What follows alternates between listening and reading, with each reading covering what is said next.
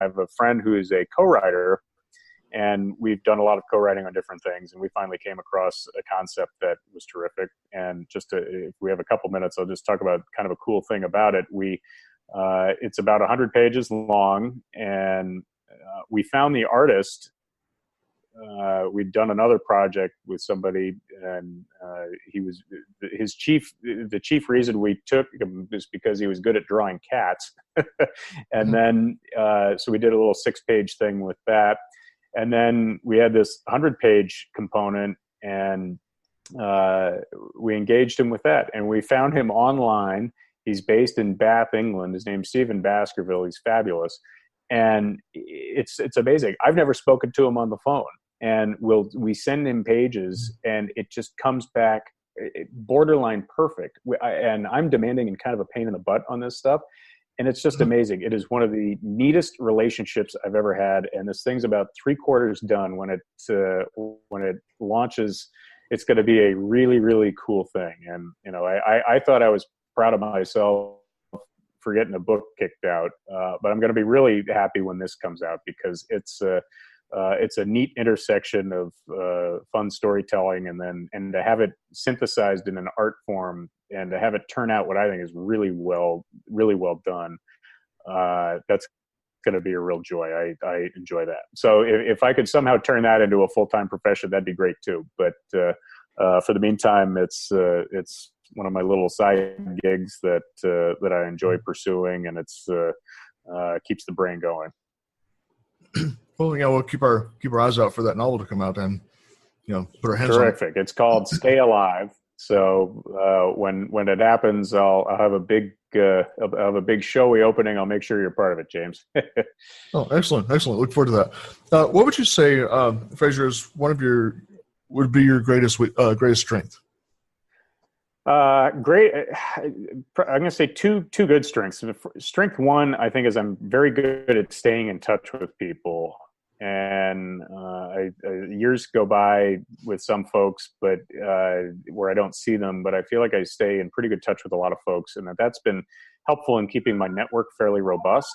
And that can be a nice thing as you're trying to develop business, or if you have to ask for something that's in a different part of the country or different part of the world. I have it's sort of a data bank of ideas and people and things that help get things done.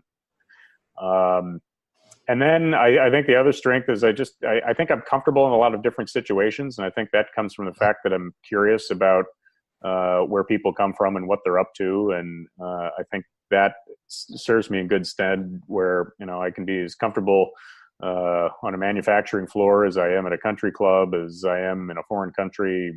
Not much really bugs me, and I'm usually pretty interested in what I'm around. So I think people like that, and especially from an advisor standpoint, it helps me understand a little bit more. It helps me understand a little bit more about what they're doing, what their problems are. And conversely, what would you say your greatest weakness would be then? I would say I am probably more of a concept person than a detail person, and I fight that all the time. I do my best to make sure things are battened down, but my brain starts going really fast, and I'm on from one thing to the next. And so to the extent I can delegate out to people who help me with the details, that's when I'm set up best for success. Yep. And it's bad to admit that at a public forum, but it's true. Well, I can certainly relate with that. The shiny object syndrome, can kick in, especially when your brain is racing at 100 miles an hour and you're working on a project, and all these other things around you seem to be sparkling at your periphery, and you're wanting to address those things too. So that's right. Right with that one. So at a very high level, for somebody that's wanting to get into the practice, how would you describe your day-to-day kind of on a high level? Sure. So I think from a high level, my pie chart of time is sort of take care of the ones I have and go out and find new ones. So the take care of the ones I have part, I usually try to schedule a couple of hours a day to make sure that the trains are running on time, as we say, where people are if money's moving around or people have questions about certain things, that I address that. Usually I have 1 or 2 hours a day scheduled to meet with people, and that's been scheduled over time to either review portfolios or deal with certain things. And then the second half is business development. And so that's everything from writing pieces to, conferences to being in touch with different law firms or centers of influence, that type of scenario where you're trying to get the word out and understand what people want, and at the same time let them know what you're capable of. So I would say at best it's 50% keeping your clients engaged and happy, and making sure you're delivering on what you promised, and then the other 50% is trying to grow the business. Yeah. Yeah, and having that structure, I think is very important. And you described your day in a very clear, concise manner, which is helpful for people so they can kind of break it up in that fashion, because especially in our world, it's one of those that you do need to set out your day and your week, sort of that way, so that the 8 check boxes that you accomplish each day, if you can do those, then you've had a good day.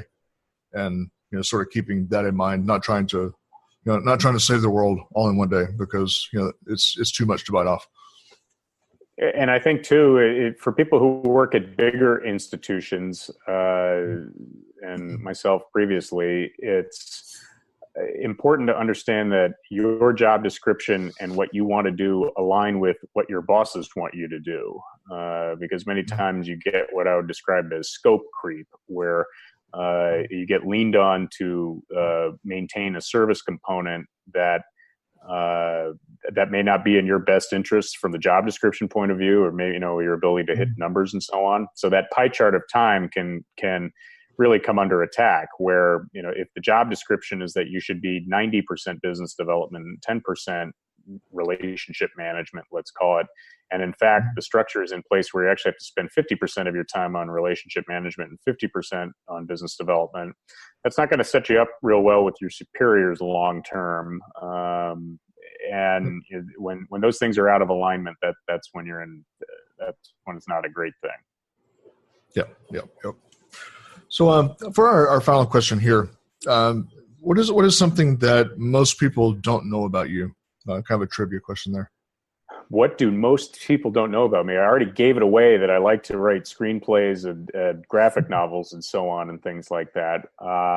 Let's see. Most people know that I really like to play golf, so that's not a secret either. I think most people may guess this, but wouldn't know that I had a radio show in high school and I had a TV show in college, and those are things that I enjoy as well. To go back to your previous question, what would you like to be going forward? I'd probably be decent as having a radio show. I've already got a podcast, so maybe I've already got that. But maybe I should be the next Charlie Rose or something like that. Hey, excellent. So we'll watch out for that too. That'll be fun. Terrific. Well, Frazer, it's been enjoyable this morning to have you on the program, and as I always say, let's give a good way for people to reach out to you and make contact. So, what are your best contact methods?